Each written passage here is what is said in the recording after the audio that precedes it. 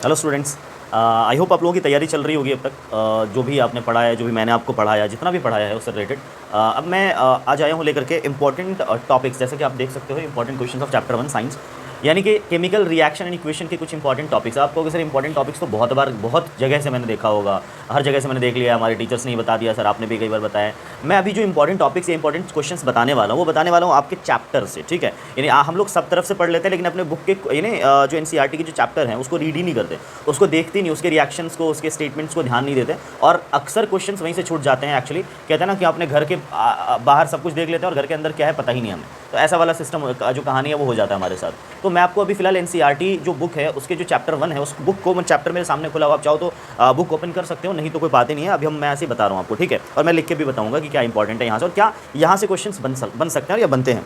देखो, अगर मैं बात करूँ यहाँ पर बैलेंसिंग के लिए, तो बैलेंसिंग के लिए आपने देखा होगा टाइप ऑफ केमिकल रिएक्शन को भी छोड़ते हैं, थोड़ा स्टार्टिंग से चलते हैं। बैलेंसिंग, तो बैलेंसिंग में एक रिएक्शन दे रखा होता है जिसको वो बैलेंस करके दिखाते हैं। वो रिएक्शन है Fe+H2O, Fe3O4+H2। देखो यहाँ पर कभी भी ध्यान रखना, आप लोग बैलेंसिंग के बहुत सारे क्वेश्चन पढ़े होंगे, आई नो। जैसे Fe+H2O, ठीक है, Fe+H2O एरो Fe3O4+H2, इसको बैलेंस कर लीजिएगा, क्योंकि ये बैलेंसिंग का जनरली बुक के अंदर का क्वेश्चन है। यही इक्वेशन उठा करके जो है बैलेंस करवाया गया है। इसको बैलेंस करने का तरीका सिंपल है, इसमें इन्होंने स्टेप्स वाइज बताया है, स्टेप के जरिए से बताया। मैं विदाउट स्टेप बता रहा हूँ। 3Fe है, सीधा सीधा जो आपको सही लगता है। वैसे ऑक्सीजन पहले करो तो ज़्यादा बेटर है, बट आपकी मर्जी है, आप किधर से भी स्टार्ट कर सकते हो। 3Fe है तो आप यहाँ पे 3 लिख दो, साफ साफ नजर आ रहा है सर मुझे, जो आसान है उसी को पहले कर लेते हैं। तो 3Fe है तो यहाँ पे 3 लगा दिया हमने, ठीक है। अच्छा, हाइड्रोजन, ऑक्सीजन कितने हैं या हाइड्रोजन देख लो, हाइड्रोजन 2 है, इधर भी हाइड्रोजन 2 है, सही है सर हमारा। ऑक्सीजन इधर 4 है, इधर कितना ऑक्सीजन 1 है, तो यहाँ पर क्या लगाना पड़ेगा, 4 लगाना पड़ेगा, राइट। 4 ऑक्सीजन इधर भी हो गया और 4 ऑक्सीजन इधर भी हो गए। हाइड्रोजन कितने हो गए, इधर 4 2 है 8, और इधर हाइड्रोजन कितने हैं 2, यानी इधर एक तरफ हो गया 8, एक तरफ है 2, इसका मतलब सर बैलेंस नहीं है। तो यहाँ पर क्या करना पड़ेगा, कितने से मल्टीप्लाई करो, यहाँ पर कितना बनाने के लिए, 8 बनाने के लिए, तो जाहिर सी बात है यहाँ भी क्या करना पड़ेगा, 4 से मल्टीप्लाई करना पड़ेगा। तो इस तरह से जनरली हम रिएक्शंस को कंप्लीट कर सकते हैं, बैलेंस कर सकते हैं। अब चेक कर सकते हो 3Fe 8 हाइड्रोजन 4 ऑक्सीजन 4 ऑक्सीजन, इस तरह से हमारा जो इक्वेशन है वो बैलेंस हो चुका है, आप देख सकते हो जनरली। अब इसके आप जो फाइनल आप देखना चाह रहे हो तो आप चले जाओ पेज नंबर आप चले जाओ 5 में, ठीक है। पेज नंबर 5 में आपको ये दिख जाएगा, फाइनल इक्वेशन है। इक्वेशन नंबर ही बता देता हूँ, 1.8 है ये, 3Fe + 4H2O Fe3O4 + 4H2, ठीक है। ये फाइनल इन्होंने इक्वेशन लिखा है बैलेंस करने के बाद।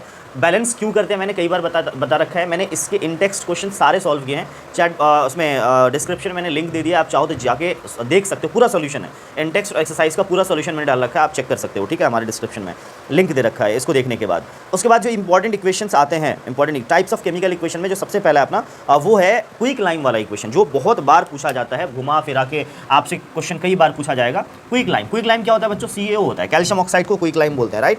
अब क्विक लाइम का इक्वेशन क्या होता है, इसका वाटर के साथ रिएक्शन करवाते हैं, और वाटर के साथ रिएक्शन करवाने के बाद बोला जाता है, तो प्रोडक्ट बोला है, क्या बनेगा प्रोडक्ट में, आप ये बताइए।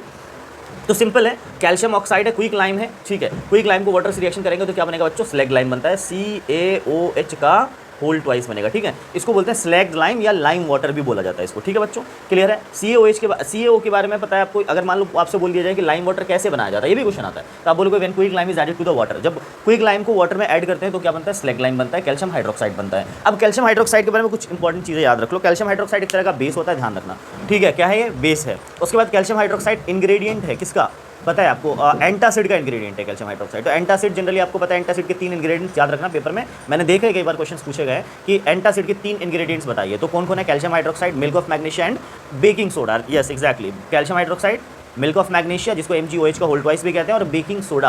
बेकिंग सोडा का मतलब है कि आपने जो पढ़ा है बेकिंग सोडा चैप्टर 2 में एसिड बेस में, वही बेकिंग सोडा यहाँ पे NaHCO3 जिसकी हम बात कर रहे हैं, ठीक है। तो ये जनरली क्या है अपना इससे रिलेटेड क्वेश्चन, और ये एक तरह का पता है आपको, यहाँ पर ना साथ में लिखा रहता है हीट, ठीक है बच्चों, क्योंकि इस रिएक्शन में हीट बहुत ज़्यादा अमाउंट में निकलता है। तो ये एक तरह का एक्सोथर्मिक प्रोसेस भी हो गया। ये रिएक्शन कैसा प्रोसेस है, एक्सोथर्मिक प्रोसेस है, क्लियर है बच्चों, ओके, एक्सोथर्मिक प्रोसेस है। अच्छा, उसके बाद अगर हम बात करें क्वेश्चन नंबर 3 की, ये भी इंपॉर्टेंट रिएक्शन हो गया हमारा, ठीक है। एक और इंपॉर्टेंट रिएक्शंस की बात करते हैं मेरे साथ। पेज नंबर अब चले जाते हैं हम लोग, ये 6 में थे हम लोग, पेज नंबर 6 में, जिसको हम कॉम्बिनेशन रिएक्शन भी बोल सकते हैं, एक्सोथर्मिक रिएक्शन भी, ये कॉम्बिनेशन का भी एग्जाम्पल है, एक्सोथर्मिक का भी एग्जाम्पल है, राइट, ओके। उसके बाद हम लोग चलते हैं अच्छा हाँ, अब देखो क्या है यहाँ पर, कार्बन के किसी कंपाउंड को अगर बर्न करोगे, मान लो कार्बन के किसी कंपाउंड को बर्न करते हो या सिर्फ कार्बन को बर्न करते हो ऑक्सीजन के प्रेजेंस में, तो बच्चों क्या मिलता है आपको? CO2 मिलता है, राइट, कार्बन डाइऑक्साइड मिलता है। लेकिन यहीं पर अगर कार्बन के किसी दूसरे कंपाउंड को बर्न करो, कुछ भी, उसके साथ सिर्फ हाइड्रोजन लगाओ, आपने कार्बन चैप्टर में भी पढ़ा होगा ये चीज कि अगर कार्बन के नहीं हाइड्रोकार्बन को बर्न करते हैं तो 3 चीजें डेफिनेटली मिलेगी आपको। क्या क्या? जैसे फॉर एग्जांपल CH4 है, इसको अगर मैं ऑक्सीजन में बर्न करूं, ये रिएक्शन शायद आपके बुक में भी है, आप चाहो तो देख, हाँ 1.17 इक्वेशन है, इक्वेशन नंबर 1.17 मैं आपको बताता हूँ क्या क्या बनता है। देखो CH4 को अगर CH4 कोई भी CH4 हो, C2H6 हो, C3 कुछ भी हो, आप कार्बन हाइड्रोजन से बने कंपाउंड को अगर बर्न करते हो तो क्या मिलेगा आपको? आपको मिलेगा ये 3 चीज़ें, CO2 प्लस में H2O और प्लस में एनर्जी। अब ये एनर्जी 2 फॉर्म में होता है, हीट एंड लाइट के फॉर्म में मिलेगा आपको एनर्जी, हीट एंड लाइट के फॉर्म में। क्लियर है बच्चों? तो ध्यान रखना, कभी भी ऐसा कंपाउंड दे दे आपको कार्बन और हाइड्रोजन से बना हुआ और बोले कि बताओ इसके बर्निंग से क्या होगा, या आपको एक दूसरे नाम से बोलेगा नेचुरल गैस को बर्न करते हैं तो क्या क्या मिलता है, तो जब नेचुरल गैस को बर्न करते हैं तो ये 3 चीजें मिलती है, ध्यान रखना, ठीक है। ये क्वेश्चंस भी पूछ लिए जाते हैं नेचुरल गैस से रिलेटेड। ओके उसके बाद आता है इसमें क्वेश्चन है, do you know that the respiration is an exothermic process.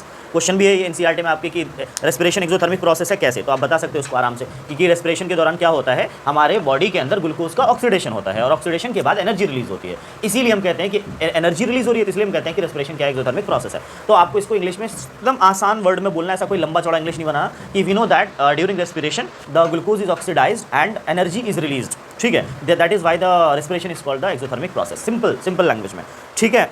और ये हमारा सेल में चलता रहता है हर जगह, कहाँ चलता है? हमारे बॉडी के सेल्स में।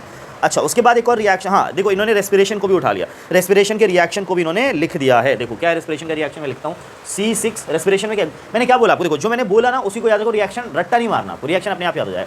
ग्लूकोज को ऑक्सीडाइज करेंगे, अच्छा सर ग्लूकोज प्लस में ऑक्सीजन, कितना सिंपल हो गया, ग्लूकोज क्या है C6H12O6 प्लस में ऑक्सीजन, सर ऑक्सीजन लो सर, हो गया।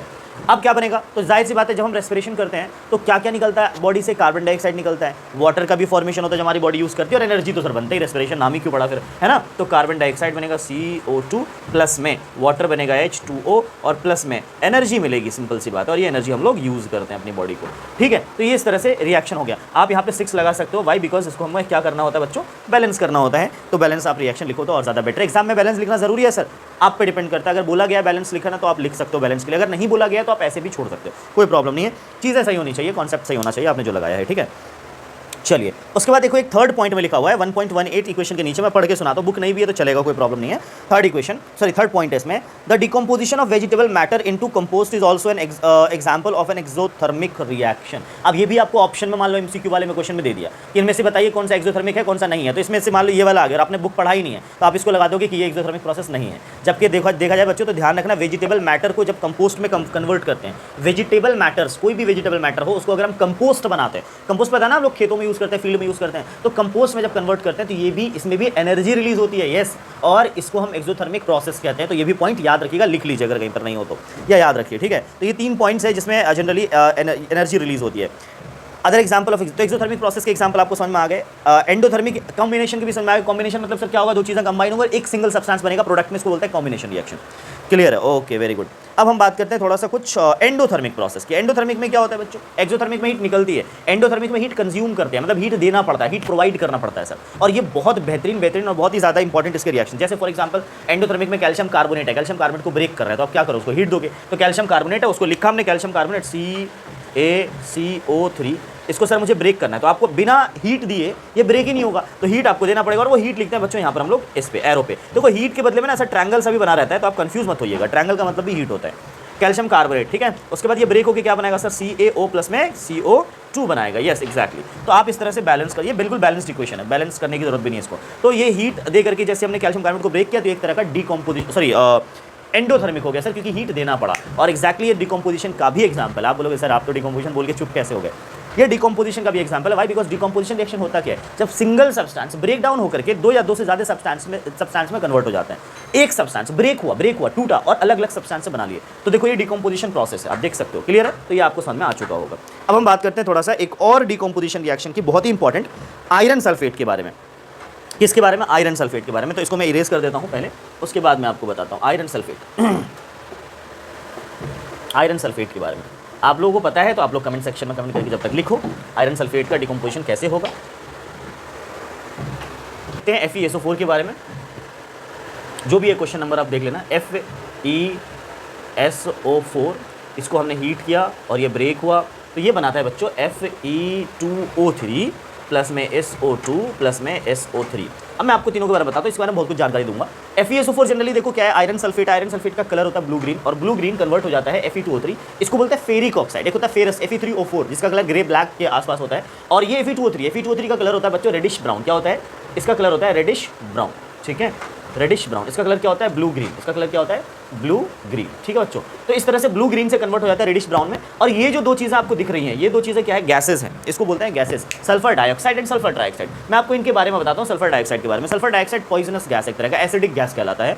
चूंकि नॉन मेटल ऑक्साइड है सर, तो एसिडिक तो होगा ही होगा, आपने एसिड बेस में पढ़ा होगा। तो एसिडिक गैस, और इसका अक्सर पूछा जाता है कि ये बताइए किस चीज़ के लिए रिस्पॉन्सिबल है SO2। तो आंसर होगा SO2 रिस्पॉन्सिबल है एसिड रेन के लिए, राइट। एसिड रेन में क्या होता है, SO2 जो एटमॉस्फेयर में रहता है वो SO2 बारिश से क्या करता है, रिएक्शन करता है और वो एसिड बना लेता है, फिर वो एसिड नीचे आता है, उसको बोलते हैं एसिड रेन। इस तरह से ये डिकम्पोजिशन रिएक्शन आपको देखने को मिल गया, और यहाँ से क्वेश्चन कई बार पूछा जा चुका है, कई बार आपसे। अच्छा, इसको बैलेंस करने के लिए भी आता है, तो बैलेंस आप आराम से कर सकते हो। कुछ नहीं करना, बैलेंस करने के लिए सिर्फ यहाँ 2 लगाना, देखो, क्योंकि सल्फर ही तो 2 है, देखो सल्फर 2 हो गया, तो इधर भी सल्फर 2 हो गया, आयरन यहाँ पे 2 हो गया, आयरन भी 2 हो गया, मतलब अब सिर्फ आपको यहाँ पे 2 लगाना। आप चेक करो, ऑक्सीजन 8 हो गया, ऑक्सीजन कितना 3 2 है ना, 5 और 3 8, देखो है ना। चलिए नेक्स्ट रिएक्शन पे चलते हैं हम लोग। नेक्स्ट रिएक्शन हमारा उससे और भी ज़्यादा इंपॉर्टेंट एक रिएक्शन आ गया हमारे पास। CaCO3 वाला बता दिया मैंने आपको, ठीक है। और भी इंपॉर्टेंट PbNO3 का होल ट्वाइस, PbNO3 का होल ट्वाइस। बच्चों देखो यहाँ पर PbNO3 का होल ट्वाइस, इंपॉर्टेंट क्वेश्चन है, ये बहुत इंपॉर्टेंट रिएक्शन है, ये क्वेश्चन बन जाता है इसमें। PbNO3 का होल ट्वाइस, इसको बोलते हैं हम लोग लेड नाइट्रेट। क्या बोलते हैं बच्चों, लेड नाइट्रेट। Pb की वैल्यू को NO3 के बाद वैसा बन जाता है। जब इसको हीट करते हैं बच्चों, जब इसको हम हीट करते हैं तो ये बनाता है PbO, ठीक है, प्लस NO2 और प्लस बनाता है O2। इंटरेस्टिंग बात क्या है, ध्यान सुनना, इंटरेस्टिंग है कि NO2 के बारे में अक्सर पूछा जाता है। NO2 जो बच्चों यहाँ पर वो क्या है, एक तरह का ब्राउन फ्यूम्स के नाम से फेमस है, ब्राउन फ्यूम्स के नाम से। पेपर में आता है कि एक रिएक्शन है, लेड नाइट्रेट है, लेड नाइट्रेट ब्रेकडाउन होता है तो ब्राउन फ्यूम्स बनता है, या ब्राउन फ्यूम्स के नाम से कुछ भी आ जाए, समझ लेना कि आपको इस रिएक्शन के बारे में इन्फॉर्मेशन होनी चाहिए। समझ आई बात, क्लियर है। तो ये हमारा रिएक्शन है, डिकम्पोजिशन रिएक्शन, जिसमें NO2 के बारे में ज़्यादातर पूछा जाता है, ठीक है। ये PbO अपना लेड ऑक्साइड है, PbNO3 लेड नाइट्रेट कहलाता है, राइट। चलिए इसके बाद हम लोग ज़्यादा इसके बारे में नहीं पढ़ना होता है, इसमें ज़्यादा क्वेश्चन आपसे अक्सर यही पूछा जाएगा। अब है नेक्स्ट रिएक्शन AgCl। AgCl के बारे में, ये भी बहुत ही इंपॉर्टेंट है। मैं क्या मतलब, इन रिएक्शंस के बारे में हम लोग पढ़ते ही नहीं है ना रिएक्शंस को। मसला ये है, रिएक्शन हम बुक में से अगर देख ले एक बार सही से, तो आधा काम तो यही से हो जाएगा हमारा। नेक्स्ट है अपना AgCl। बच्चों Ag आपको पता है क्या है, और Cl क्लोरीन। तो AgCl को जब हम लोग जनरली ब्रेक करते हैं, ये ब्रेक जनरली किससे होता है पता है, यस एग्जैक्टली, सनलाइट से ब्रेक होता है, सनलाइट से ब्रेक होता है, ओके, सनलाइट से ब्रेक होगा। तो AgCl जब ब्रेक होता है, इसको हम फोटो डिकम्पोजिशन भी कहते हैं। जब ये सनलाइट से ब्रेक होता है तो ये बनाता है Ag प्लस Cl2। बच्चों AgCl के बारे में बहुत ज़्यादा इंपॉर्टेंट बातें कही जाती है कि लाइट सेंसिटिव कंपाउंड, इसको डार्क वाटर में रखा जाता है क्योंकि लाइट पड़ते ही डिकम्पोज होने लगता है, ठीक है। और जब इसको चाइना डिश में रखते हैं तो इसका कलर जनरली जो होता है वो ग्रे हो जाता है, सनलाइट में रखते ही Ag प्लस Cl2 बना लेता है, ठीक है। तो ये रिएक्शन है, जनरली इसको हम फोटो डिकम्पोजिशन भी कहते हैं। इसी तरह से AgBr भी होता है, ठीक है। और इसका यूज़ हम लोग ब्लैक एंड व्हाइट फोटोग्राफी में भी करते हैं। जो ये रिएक्शन, इसका यूज़ पेपर में आता है कि what is the application of this reaction, तो आंसर क्या होगा, ब्लैक एंड व्हाइट फोटोग्राफी में इसका हम क्या करते हैं, यूज़ करते हैं।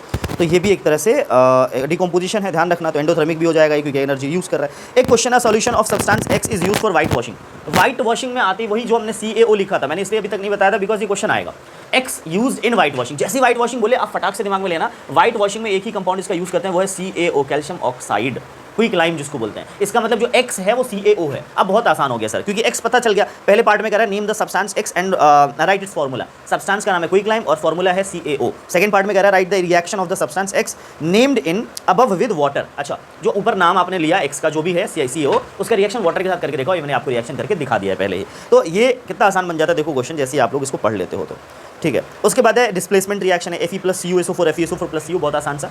Fe आयरन है, Cu से ज़्यादा रिएक्टिव है, तो Fe क्या करेगा, Cu को डिस्प्लेस कर देगा और बना लेगा FeSO4 प्लस में Cu। मेरा एक रिएक्टिविटी सीरीज़ है, मैंने बनाया था रिएक्टिविटी सीरीज़ याद करने का तरीका, तो बहुत ही वायरल हुआ, पता नहीं 15-16,000 उस पर क्या ना व्यूज़ आ गए थे। तो आपको मैं डिस्क्रिप्शन उसका लिंक डाल दूंगा, वहाँ से आप चेक कर लेना। मैंने रिएक्टिविटी सीरीज़ याद करने का तरीका बता रखा है, ठीक है। वहाँ से आपको रिएक्टिविटी सीरीज़ बहुत, चैप्टर 1 और चैप्टर 3 में बहुत हेल्प मिलेगा आपको वहाँ से, ठीक है। उसके बाद और 2-3 डिस्प्लेसमेंट रिएक्शंस है।